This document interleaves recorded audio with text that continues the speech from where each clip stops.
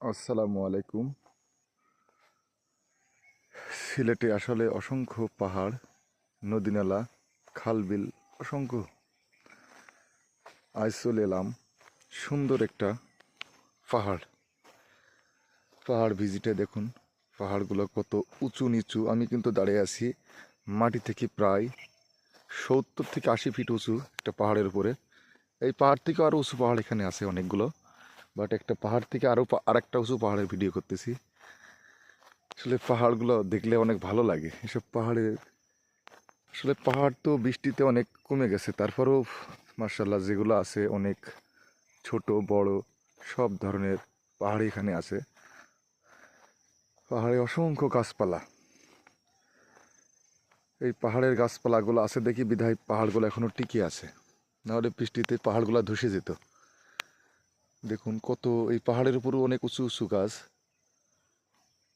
হয়তো ভিডিওতে অত ক্লিয়ার আসবে না আমি জানি, তারপরেও এই পাহাড়গুলা মিনিমাম মাটি থেকে নর্মালি 100 ফিট 150 ফিট 200 ফিট করে উঁচু হবে। চারিদিকে শুধু পাহাড় আর পাহাড়। আমি একটা উঁচু পাহাড়ের উপর দাঁড়িয়ে ভিডিওগুলো শ্যুট নিচ্ছি, বাট এর থেকেও আরও উঁচু পাহাড় এখানে অনেকগুলো আছে, যেগুলোর হাইট মাটি থেকে প্রায় 300 350 200 250 এমন। আসলে ভিডিও ভিউতে এত সুন্দর আসতেছে না, আমার মোবাইলটা একটু দুর্বল, তো যার কারণে ক্যামেরাটা এত ক্লিয়ার না, যার কারণে পুরোপুরি বিস্তারিতভাবে ক্লিয়ারভাবে আসতেছে না। সো যতটুকু ভালো করা যায় চেষ্টা করতেছি। দেখুন ওই যে একটা পাহাড়, এই পাহাড়টার হাইট নিম্নে 150 থেকে 200 ফিট হাইট হবে। পাহাড়ের উপর উচ্চ একটা গাছ, অসাধারণ অসাধারণ। বিভিন্ন জঙ্গল ভূপৃষ্ঠ একটা পাহাড়। সব ধরনের গাছপালা এই পাহাড়ের ভেতরে হয়। আসলে এখানে মানুষের উৎপত্তি অনেক কম, যার কারণে পাহাড়ের জঙ্গলগুলো নষ্ট করে না। এখানে মানুষ আসে খুবই সীমিত আকারে, যার কারণে এই গাছগাছড়াগুলো নষ্ট হয় না। দেখুন এখানে চাষাবাদ তেমন কিছু নাই। পাহাড়ে হয়তো পাহাড় কেটে কয়েকটা চা গাছ লাগাইছে, এগুলোতে আসলে চা গাছও নাই, এগুলো একদম ফ্রি পাহাড়। সো এই পাহাড়ের মাঝে মাঝে কলা গাছ, ফলের গাছ বলতে কয়েকটা কলা গাছ আছে, এগুলাই। এছাড়া এমনি ফলের গাছ আর তেমন একটা নাই, এমনি জঙ্গল যেগুলো কোনো কাজের নাই, এই ধরনের গাছগাছরা এখানে অসংখ্য। বিকালে সূর্যোদয়, ও অসাধারণ অসাধারণ, খুবই সুন্দর লাগতেছে। আমি দেখেন সূর্যটা কীভাবে অস্ত যাচ্ছে।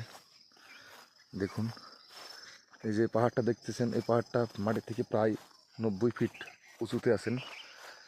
এই পাহাড়ে অসংখ্য কলা গাছ, ওই দেখা যাচ্ছে কলা গাছগুলো, হয়তো ভিডিওতে অত ভালো বোঝা যাচ্ছে না, তারপর একটু জুম করলে তো ভালো হতো, কিন্তু আমার ক্যামেরা ভালো না, জুম করলে ক্যামেরাটা ফেটে যাবে, যার কারণে জুম করতে পারতেছি না। এখানে কলা গাছ আছে অসংখ্য আকারের, খুবই সুন্দর। আর একটু ভালো করার জন্য আরেকটা এক পাহাড় থেকে আরেকটা পাহাড়ে আসলাম। মার্শাল্লাহ এই পাহাড়ের দৃশ্যটা আরও সুন্দর। কত হাইট আর কত উঁচু, ভিডিওতে তো ওইভাবে হয়তো বোঝা যাচ্ছে না। ওই দেখেন অসংখ্য কলা গাছ। এইসব কলা গাছে চাপা কলা আছে না, চাপা কলাগুলা, এগুলা কলা গাছে এই চাপা কলাগুলা পাওয়া যায়। অসাধারণ। এই দেখুন এই পাহাড়টা আরও সুন্দর,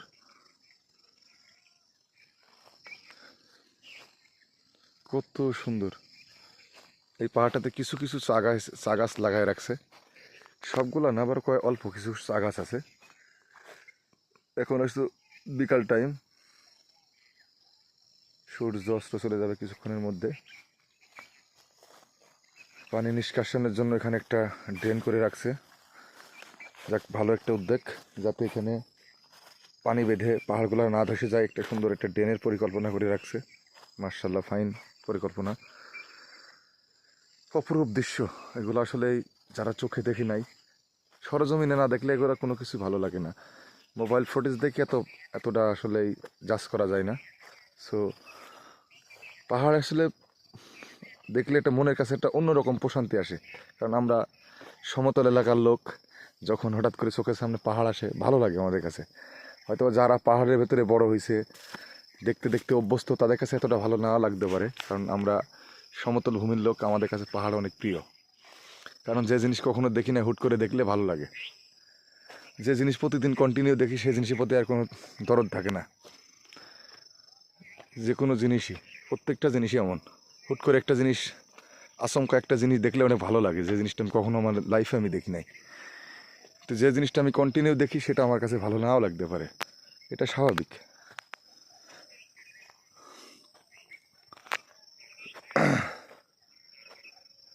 অসাধারণ ভিউ।